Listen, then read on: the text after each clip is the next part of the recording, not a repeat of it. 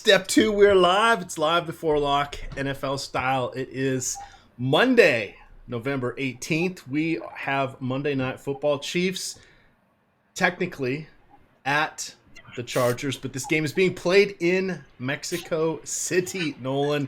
We're at Texas. 7,200 feet elevation in Aztec Stadium, or Stadium Azteca, as they like to call it.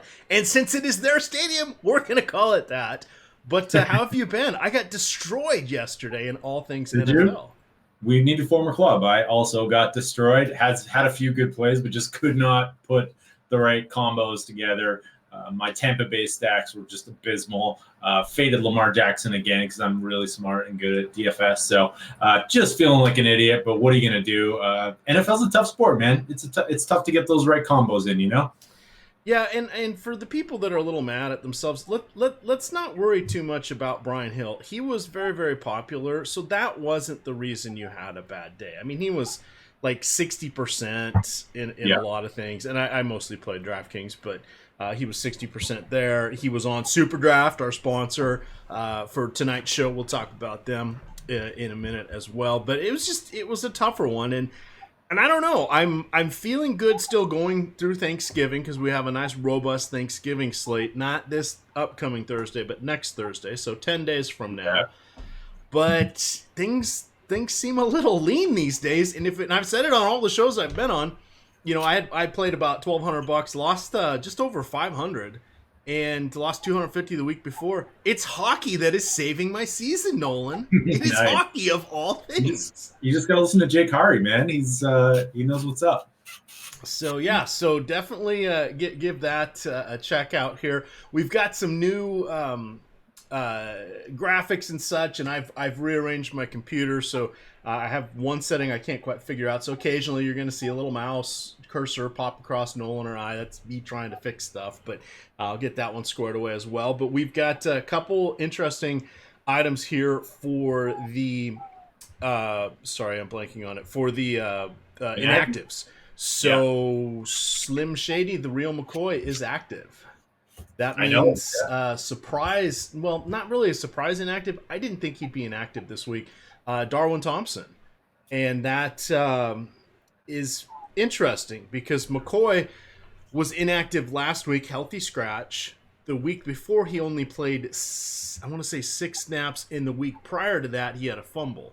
But he's back now. Darwin Thompson didn't play a ton in his stead.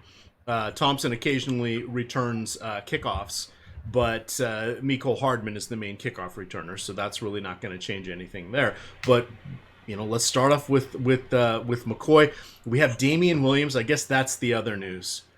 Traveled with the team, but was still questionable with a personal issue. Now, I don't know what that was. Maybe perhaps an ill family member, perhaps impending child or something of that nature, which is very important. And if he needed to go attend to something, maybe that would be why he would not be able to play tonight. But all indications are that he's going to play. But I don't know about news anymore. Would it shock you if we found out that he wasn't even at the game and the beat writers didn't even notice? I mean, it's a pretty big stadium, right? What's got 100,000 in there? So entirely possible. I was just looking up the Azteca elevation as well. It's a full 2,000 feet mile high stadium. That's nuts. Like I wish we had Alex on here because he's the field goal kicker whisperer. I gotta have to look up some of these prop bets while you're talking and see what they're at. Because like my guess is these guys are gonna have to be able to nail a bunch of long field goals. Wasn't there like a game a while back between, I'm gonna say like 10 years ago, between the Arizona Cardinals and the San Francisco Cardinals? This might be I'm totally making that up. Where like the Arizona kicker had like 6 field goals or something like that. I do not know. I'm looking it up. You talk, and I'm going to find this cool fact, and everyone's going to roster the kickers in their captain spots. Well, that's fair enough. In the meantime, here let's talk about our friends over at SuperDraft. They are the presenting sponsor of our show. I actually played over there got in there this weekend and signed up. Used the promo code AWESEMO. Put in my $100, got a $20 deposit match, and I played playing through those $20.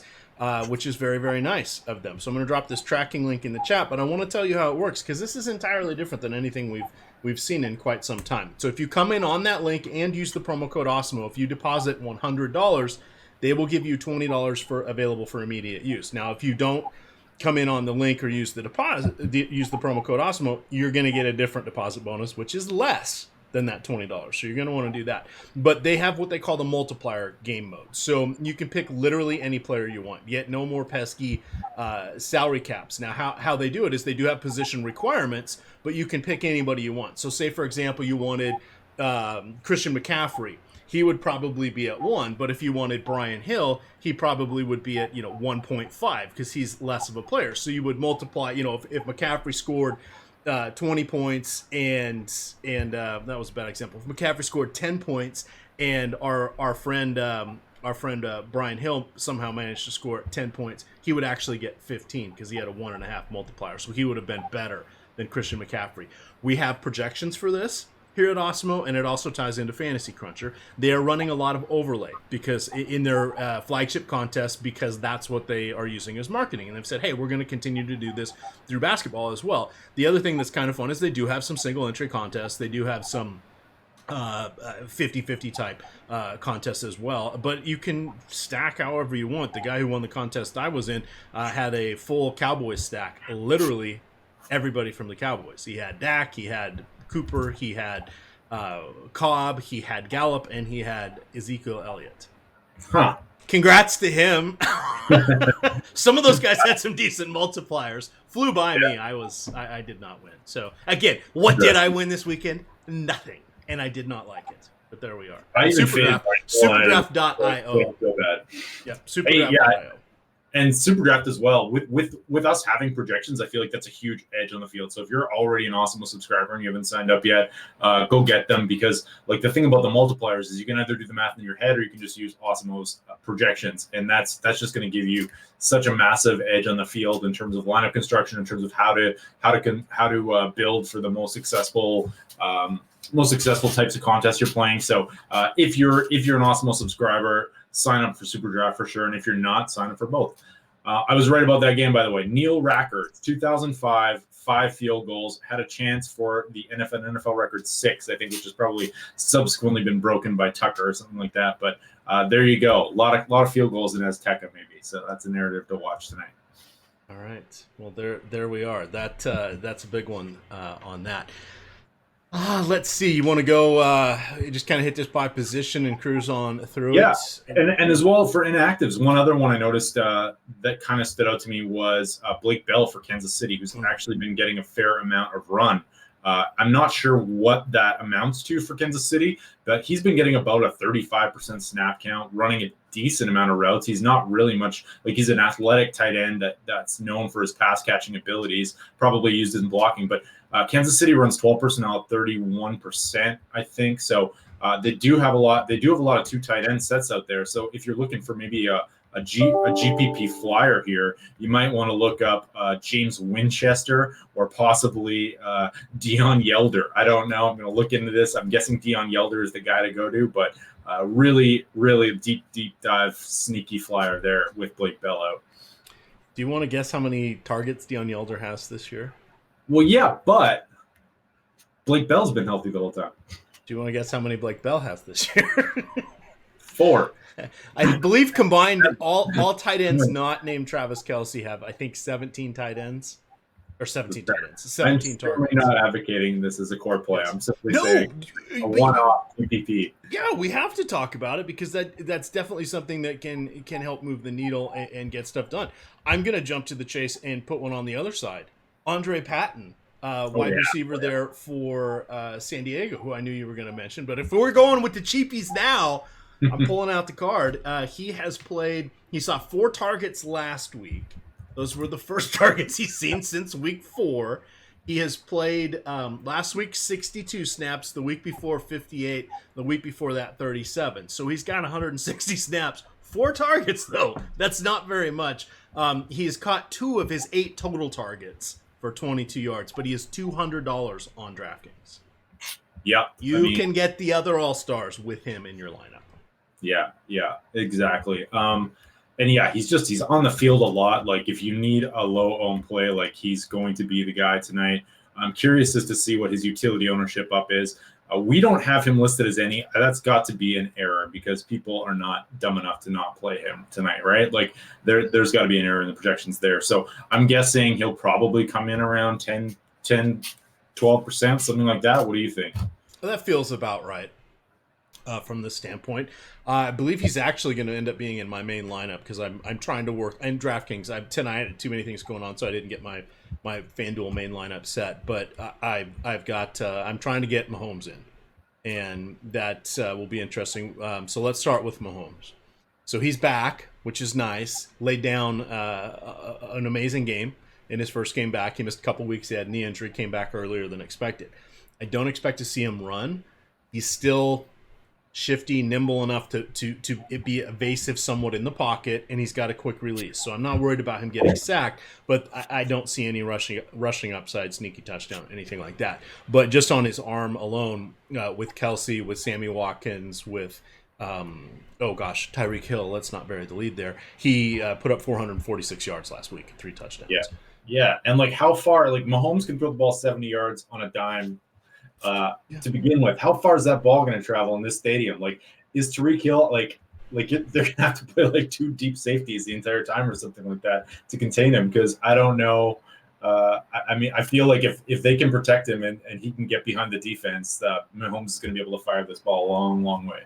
Yeah, can you contain him? I think is the better way of saying it. Can you contain him? For those of you that are playing the Fantasy Cruncher, don't fail me now. For those of you that are playing the Monday to Thursday game, keep in mind Marlon Mack, he got hurt this weekend. So you're going to want to look to Jordan Wilkins. I believe Mack, did he break his hand? Was that what it was? Or was it a wrist fracture?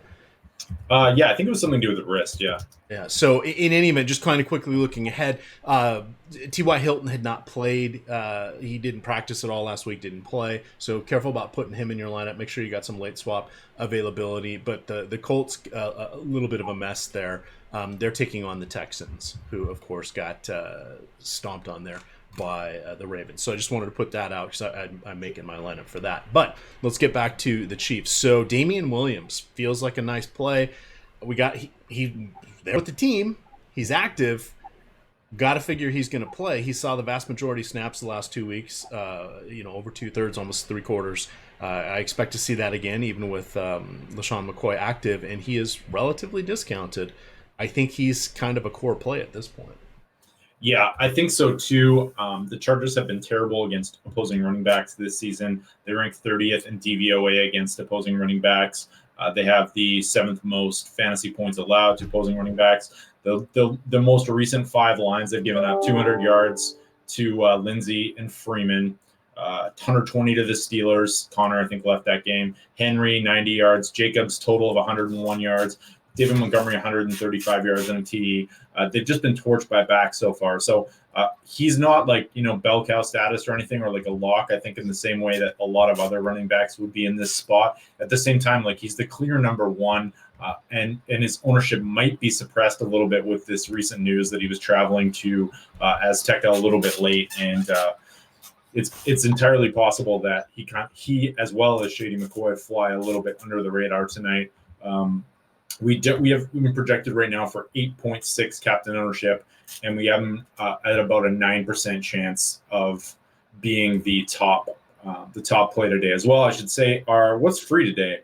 We got. I thought I saw top plays were free, but I could be wrong. Let me go. I'll take that back. So I guess like it's again becomes a question of how you're constructing your lineups. If you're using Damian Williams, this is normally you would kind of think about adding field goal kickers and defenses and sort of going that route. But with this huge total, and with the fact that the Kansas City Chiefs are also terrible at defending running backs, it's this really weird situation you've got where you might, normally opposing running backs are negatively correlated, but it's likely that we don't have to worry about that today with such horrible running defenses. It's possible that both of these running backs go off. Gordon, I could see Eckler. I could see Williams and maybe even McCoy gets in on the action as well. though. I'm just looking at his price point here, 70. He's decently priced, so I wouldn't. It's not the end of the world if you want to go that route, but. All right, it is, and I'll drop the link in chat. You guys can get there. It's actually the Showdown ownership that is free today. So if you go to the NFL tab, click on or hover over Daily Fantasy Football, it's going to pull up a secondary menu, and within that, if you scroll down, you will see where is it? Ownership projections, and then it's a third menu, and within that, it's going to be single game slate. So I'm going to drop the DK one into the YouTube chat here, but that is what is free today. So I got our own Sal Vetri just shared a tweet that Harrison Butker just hit a 71-yarder in warm-up. So, oh boy. Apparently, and our friend of the show, Pat Mayo, is saying that there's a Monday Night Football prop of over 46.5 longest field goal. I think I'm going to hit that right now. I think you absolutely should. That seems to be silly. That right? It's that low. Yeah, that seems nuts to me. All right. So let me, for those of you that are in here, hit that thumbs up, hit that like button for us.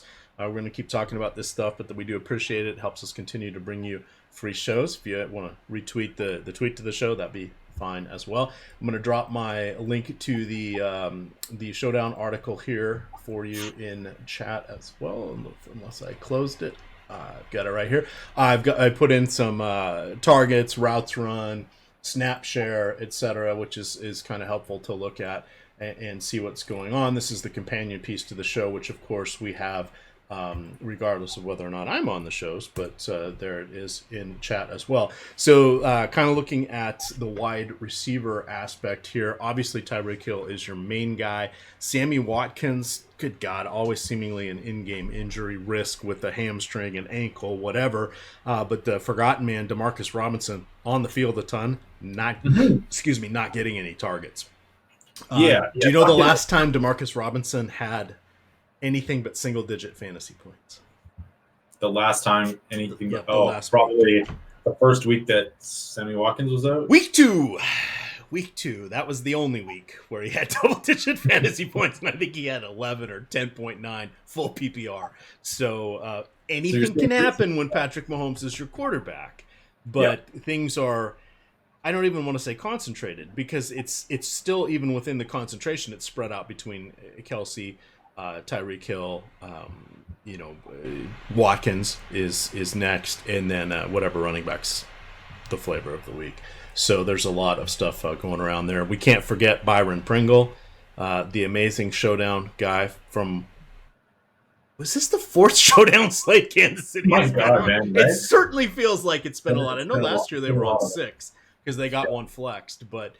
I think they're on 5 this year, but I think this might be number 4. We're in week 11, so that could be it as well. But that was, seemingly forever ago. I'm not playing Byron Pringle, but it just goes to show weird stuff can happen in these games. Kelsey's averaging 8.1 targets per game. Yeah, it's been a disappointing season, Nolan, but he also has only 3 touchdowns. Otherwise, he's got the 15th most targets in the league, and I think he's top 15 as well with 70. It's about 76 or 80 yards receiving per game. So he's having a fine season. It's just not what he did last year, unfortunately. And then rounding out the defense, P-Riv doesn't get sacked too often, doesn't throw as many. Well, the team doesn't have as many turnovers. He has the third most interceptions in the league going into this game. He has 10. There's about 9 guys that have 10 interceptions, so it's not like he's the third worst. He's in an acceptable scrum there where he's averaging an interception a game. So I'm not going to count that against Old Man Rivers. Anything else you want to talk about from Cleveland? From Chargers? I'm sorry. God, the Chiefs. Oh boy, doing too many things at once here. Oh, what about Deion Yelder? I'm just going through these props. What about Deion Yelder? 100-1 top touchdown.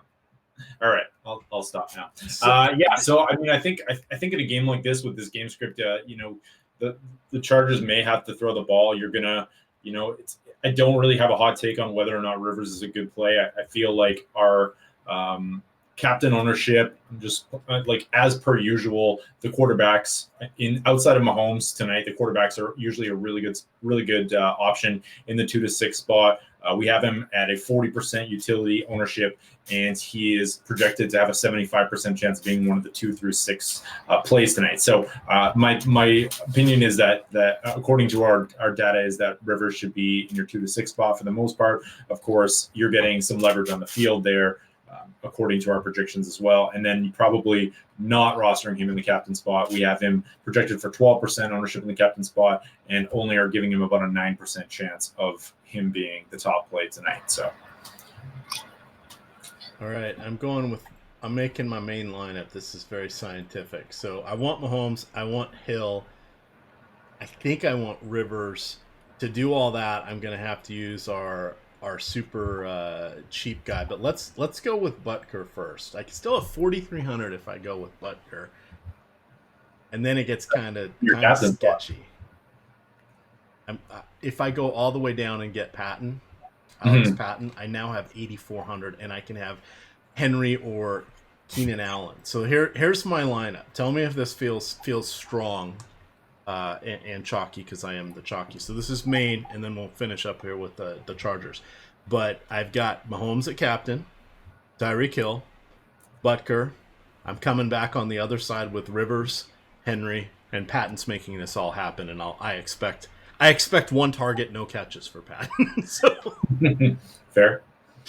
There we are. There's your star-studded lineup. Now, decision points within that, you could go with Keenan Allen if you prefer him over Henry.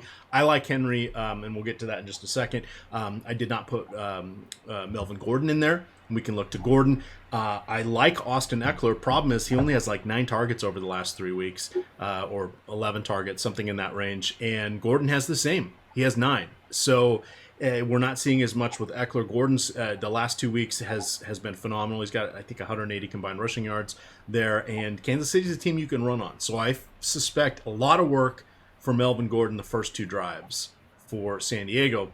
Now the question is, are they going to be down 14-0, 10-0, or 7-3 at the end of those 2 drives? I don't know. Then what you project from there determines how much more we're going to see Melvin Gordon, because I think we'll see Eckler get a little bit more of the passing role. This is at altitude. I do not have an issue projecting them to still split the workload, because they're both good. What we are not seeing with Eckler is him splitting out quite as much as a receiver, because all of the receivers are healthy now for the Chargers, and I've probably called them San Diego at least twice on this show, and I will forever. And by the way, the Monday Night Football guys did the last time they were on. But in any event, I'm not going with the Chargers running backs in my main lineup, and they've been mainstays for me all year, Nolan. It's a bold call, man. I mean, the only reason I'm high on them is just because I think I agree with your assessment there that the game script could get out of hand, but at the same time, the Kansas City run defense is just abysmal, right? So it's been a little bit better of late, but it's still been one of the worst situations in the league. And we're starting to see Gordon, I think, get going a little bit. Of course, that Chargers offensive line is banged up, so there's maybe another reason to fade the running backs here. I guess really it just depends on like how many lineups you're entering and what your lineup construction is. So for me, like I'm not on the fade side of things. I think I'm almost more inclined to pop Gordon into the captain spot and then see what happens there. But we'll see. We'll see how it all breaks down. Like you can see a number of different this game going a number of different ways, and just try to focus on creating some unique lineups, I guess. And that's where it comes into the other half of my cash in play. So I've talked about this a bunch of times before. Half of mine goes into 3-mans, head-to-heads, the occasional 50-50 or a league or something like that. League meaning 100 or less. So like a 5-man, 10-man, 20-man, 100-man, whatever. Yeah. Then the remainder goes into the low dollar stuff where I usually build. Let me see how many I've registered for. So I usually build 100 lineups. Between 50 and 100. I've got enough that I can do that. So we'll probably build 50 or 60 for this one. I've joined some boosters on DK. I've joined some winner take alls and some of the other stuff. So I like to make sure that those lineups are in another contest or vice versa. There's nothing worse than getting second in a winner take all or just missing out on cashing in a booster and not having that lineup anywhere else, and vice versa. Nothing's crappier than winning one of these leagues, in the quarter arcade or the dime or whatever for $10, and you had a shot taking down 50 or 100 in a winner take all. So I like to make sure that at least my boosters and winner take alls are in both contests. So that's where I usually just double up what I'm doing. So one way of doing things. Fair, yeah. And it's worked out. It's not necessarily FOMO. I just went down in price level so I could do this, as opposed to staying in the $1 and $2 range and then doubling it and be like, well, that's more money than I want to put out there. I'm comfortable putting out, somewhere between 50 and $100 in this and waving it goodbye to it, because generally I have not seen a lot come back in these. I'm probably down, 30% on Showdown slates. I've had two really, really good ones. Where I had 5x, 7x kind of thing, and then I've had a bunch where it's you're plus or minus, 20%, and then I've had, like last night, I think I lost 90%. Opening night, I lost literally 100%. So you have some bad ones here too. It is a very fickle, very variant sport. So this is entertainment value only, in my opinion. Fair. It's a little preachy. Let's get back to some more fun. Wide receivers. Are you thinking it's Keenan Allen? I am partial to Mike Williams, but now that Hunter Henry is back, he's kind of the red zone / end zone target, as opposed to Mike Williams. And both running backs are healthy. Rivers, most of his stuff goes to Allen and Henry, but he doesn't give a damn. He's going to give anybody the ball if he can get him a touchdown. He's not going to force it into those guys. Yeah, absolutely. Like Mike Williams' target share hasn't been there, but he is due for some positive touchdown regression. It's funny. He had 10 touchdowns last year, and everyone said, there was some negative touchdown regression coming, and now he has 0 this year. So it's kind of the other end of the spectrum there, right? I like all three of these guys. I think they're all running routes. They're all in play. They're all getting a lot of snaps. There's no real advantage to any of these matchups in the Kansas City secondary. If you kind of go down through their opposing quarterbacks, Charvarius Ward, Desmond King, like these guys are all kind of pretty bad. Did we see is Kendall Fuller inactive tonight as well? It does. Who's he put? Which team? Chiefs. Not that it matters. No, he's sorry, I'm going back. I hate the NFL. NFL inactives page is the best one. Kendall Fuller is inactive. The cornerback. Alex Okafor is inactive, the defensive end. And then we've already mentioned Blake Bell. They're missing a couple of their backup offensive linemen. And So I guess like for the Chargers, you have Fashion and King, and they both really have really bad passer ratings against. And then on the other side of it, the Kansas City cornerbacks, like Charvarius Ward has been decent. Kendall Fuller has actually been the worst of them. It's kind of not really a downgrade that he's out. Unfortunately, it probably would boost them if he was in a little bit. And then it's just sort of a mixed bag. Their numbers are solid, but I feel like they're probably nothing to worry about, I guess, if you're attacking the Chiefs passing game side of this, and it might end up being a contrarian way to go, just with everyone knowing that this has become more of a run funnel defense with just how bad they are against the run. So quickly to hit on the defenses, I suspect there'll be a couple sacks on each side. Both quarterbacks actually do a decent job of avoiding things. But we're at altitude. Guys are going to get tired. Altitude affects everybody differently, but as Nolan pointed out in the beginning, this is 2,000 feet higher. 2,000 feet higher than Denver. Yeah.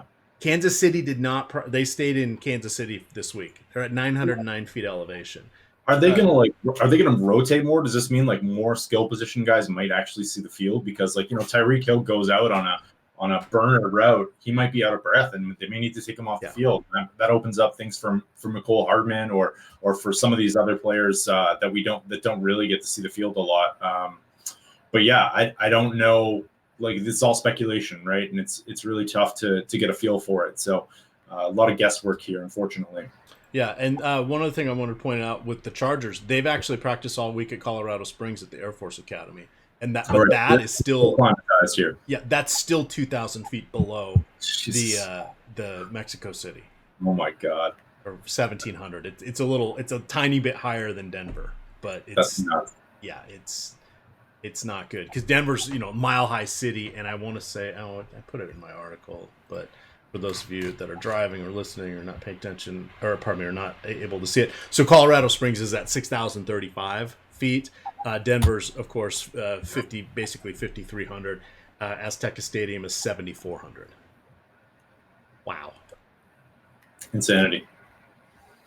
I bet. What do you think of this over a game? Like, how do you think it's going to play out? Are we looking at like a pass heavy attack here, or are the poor run defenses going to trump things? Because like initially when you first look at it, you're like, man, this is going to be a shootout. Like guys are, like Mahomes and Rivers are going to be throwing the ball like crazy. But I don't know. I have no idea. You can make just about anything fit what you want. Yeah. I don't know what the right call is going to be, and that to me, I'm kind of doing my thing where I'm hoping I get a lineup that breaks free. I'm spreading it out. I'm putting a cap of 10 on my captains. I am going to make sure I've got at least one captain lineup with each of the kickers. Yeah. Just for fun. Yeah, absolutely. Those kicker lineups can be a lot of fun, as long as you don't have the Bears kicker in there. I think you're all right. So let's go fix that, and then so then I'm gonna hit run here. But I'm getting guys like Darrell Williams is kind of popping because he's a little bit cheap, but he's getting into a lineup. I have randomness set a little higher. I don't have that many rules because I don't know what to do with them tonight. So this is more of the scattergun approach. I usually don't like to do that, but there's just so many different things that could happen. But if you think about somebody, if they're a little bit tired and they're sprinting down the field, are they going to have enough to get to the end zone?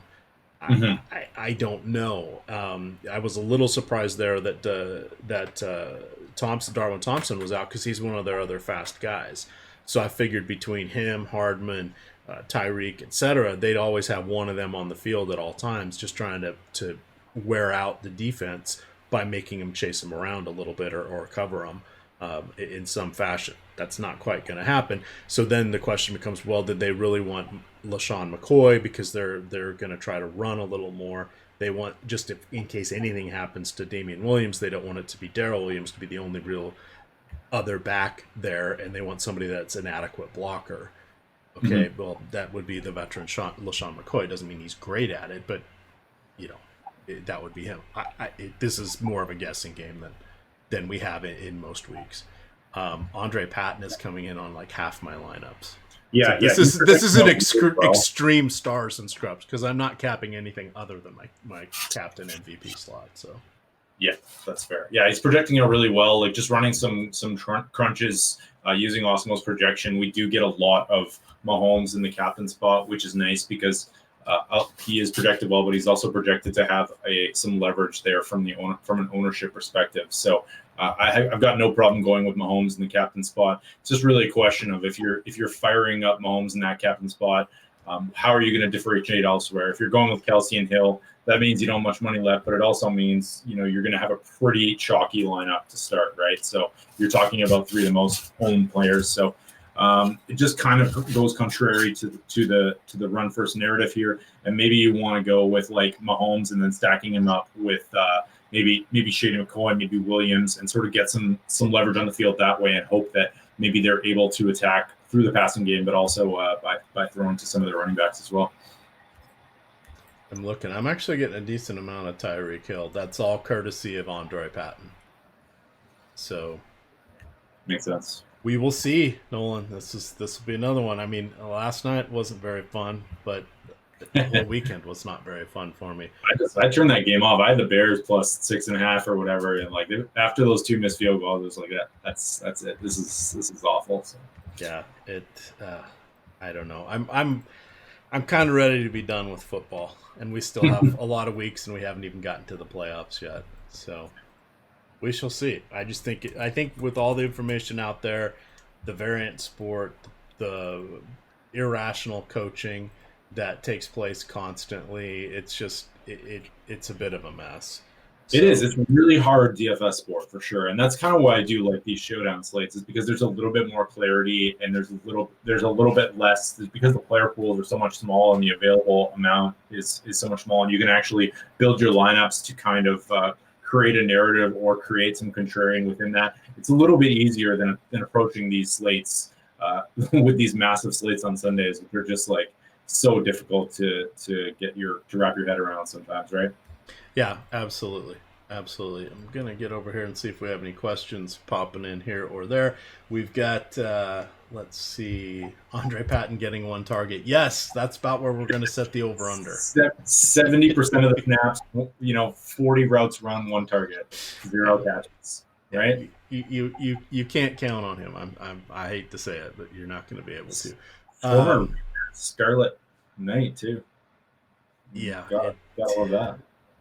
Just I don't know. We got a couple minutes left. One thing I want to do mention again, that SuperDraft promo, pretty good one. If you put in $100, you get a $20 immediate match if you come in on the Awesemo link and use the promo code Awesemo. So I'm going to drop that into the chat. We of course have that available. You hit us up on Twitter or in the site, whatever.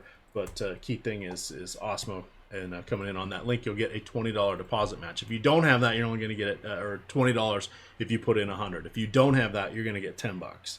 So might as well do it to get in the 100. Question coming in here from Premium: what is the top captain I'm getting on crunches? For me, it's Patrick Mahomes. Yep. I capped him and then I added 5, so I've got him at 13%, which is about where the field is. I'm fine with that one. For me, I didn't really want to go over the field. I wanted to have some other than Patrick Mahomes captain spots. If something funky is going to happen, I'll have a better chance of cashing than I will if I have Mahomes and I'm trying to differentiate at other parts of my lineup. I have a ton of Alex Patton making all of this work. Now, are you going to play the odds here and roster some Kelsey and Hill lineups with no Mahomes, and maybe that knee injury flares up a little bit, and we see like we did with the Broncos, where we have 2 of those guys in the winning lineup and some fish winning with no Mahomes? So I did not set any rules tonight. Normally I do. I just said, you know what, there's enough weirdness that can happen. Again, I'm the added variable of altitude. And all this other stuff. I just said, I don't know what's going to happen. So I'm okay with mixing and matching here. There is no intended correlation at this point, other than when I put in, I did put in 5 of the lineups with Mahomes at captain and Hill at wide receiver. Guess what?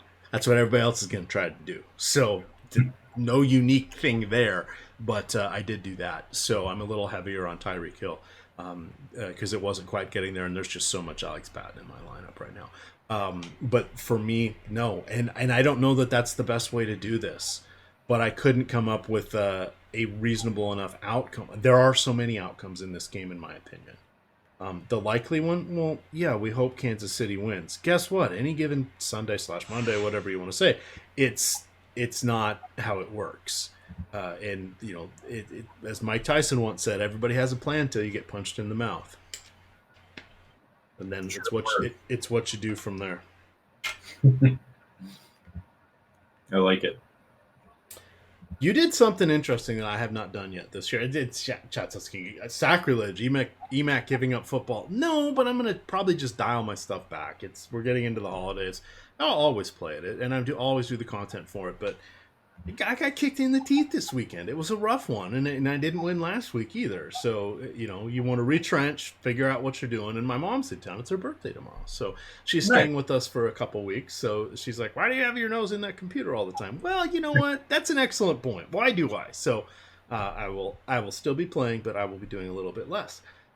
But it's still a challenge, and it's a puzzle that's fun to put together. Talk to me a little bit about the fourth quarter and second half contests, because you've been looking at those.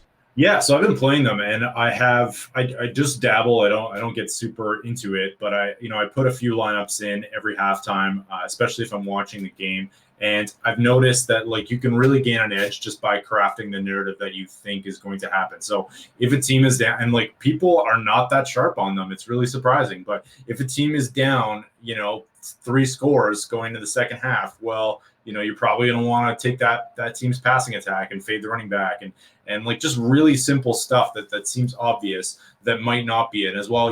Probably want to factor in who's getting that first kickoff, and just kind of maybe a little bit of recency bias as well. Throw that in there for good measure. If someone's not had a lot of success during that first half, but is still playing a lot and maybe is possibly due for some positive uptick, it might just be a good way to get back on them and at less ownership than maybe they should be. So same principles apply, same everything. Just really think about game script when you're rostering, when you're creating your rosters there. They're saying that I am going to get a catch before Patton does tonight. Man, I hope not, because I'm in trouble if that happens. It is very possible. Very possible. All right, we're 3 minutes out. You guys are going to hear this, and we're going to be about 2.5 minutes out. So hit upload, hit submit on your lineups. Let me just make sure I actually uploaded mine. I'm just watching my NHL lineups, which I got busy here and forgot to change my placeholder. So that's always fun, right? Oh, well, you depending on how many you have for the late game. It's not pretty. Okay, well then yes, that is not fun. I've run a few trains in NHL this year, NASCAR a couple times, especially on Sundays because I get busy doing the other content. And oops, there you go. You know what? That's why aim small, miss small. Those are just the times where, and I don't even. I mean, I get a little frustrated, but not that much because it's like, you know what? There are times when I completely luck out and get a winner take all and everything's right in the world. I was laughing because and we're basically at lock, so I don't mind talking about this now. But I was played the afternoon slate yesterday, and up until the last minute of the 49ers game and the Eagles New England game, those were the two that were still going on. I was winning the $4,000 quarter arcade for $600, which would have erased all of my losses. And I was like, this is it. I'm completely lucking into a lineup. It's going to take care of everything. I'm going to be break even. I cannot have this weighing on my head all week. Yada, yada, yada. I'm not going to, the $500, whatever. And at the end of it, I ended up in 38. I think I won $60.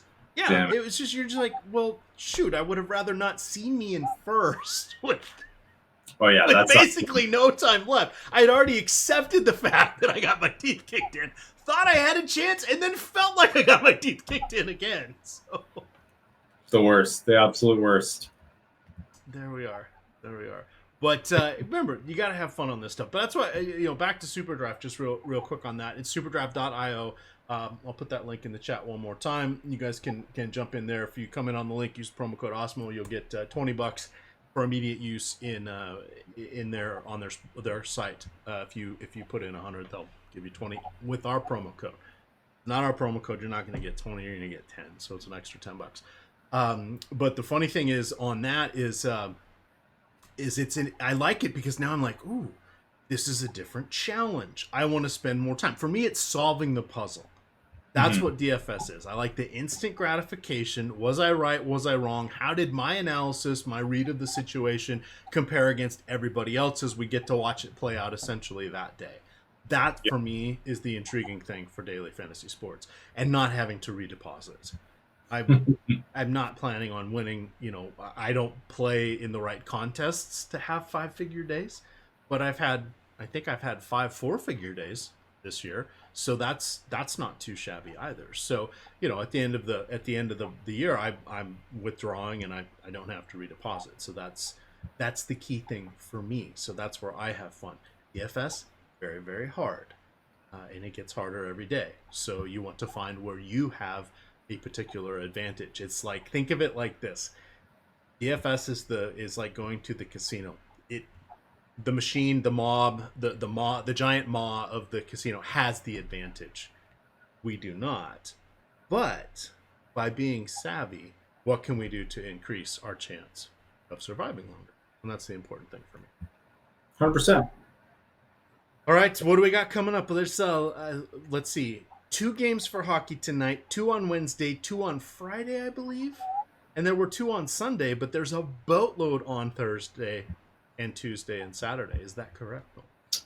Hockey games, yeah. We have, I think it's like 3 days this week. There's a couple, it's like Saturday, Tuesday, Thursday, or something, and then the other ones there's not much. So yeah, it's been a really weird schedule for hockey this year. Unfortunately, we only had 2 games today, so it's just been kind of baffling how these guys managed to screw up the schedule so bad. But here we are. So yeah, we got tons of content coming up. Thanksgiving as well. That slate is coming up in just 10 days. Myself and Josh Engelman will be there in the morning, and we are going to have you, me, and Ben Ross are going to break down each one of those games as well. So break down those for Showdown, break down the entire slate, and we will be we'll have tons of free content out there for the Thanksgiving slate, which for my money is my favorite slate of the year. Even though I just it's like lighting dollar bills on fire, but whatever. It is still fun. 4 NBA games tomorrow. They start at 8 o'clock, so keep that in mind. You'll have a chance to play hockey if you want to, because that lock is going to be at 7. We have a robust 11-game slate for NBA on Wednesday, just 2 on Thursday, and then it comes back with the vengeance with 10 on Friday. Saturday also with 10. So got a lot of action going on from that standpoint, and you get your fix of Mr. Fast Eddie Fair on that. Make sure to say happy birthday to him. He just had his birthday. But with that, we're going to get on out of here. You can follow Nolan on Twitter at Nolan2_. Kelly, I am at EMAC_DFS, and of course, it is Osimo_COM. With that, gamers, good luck.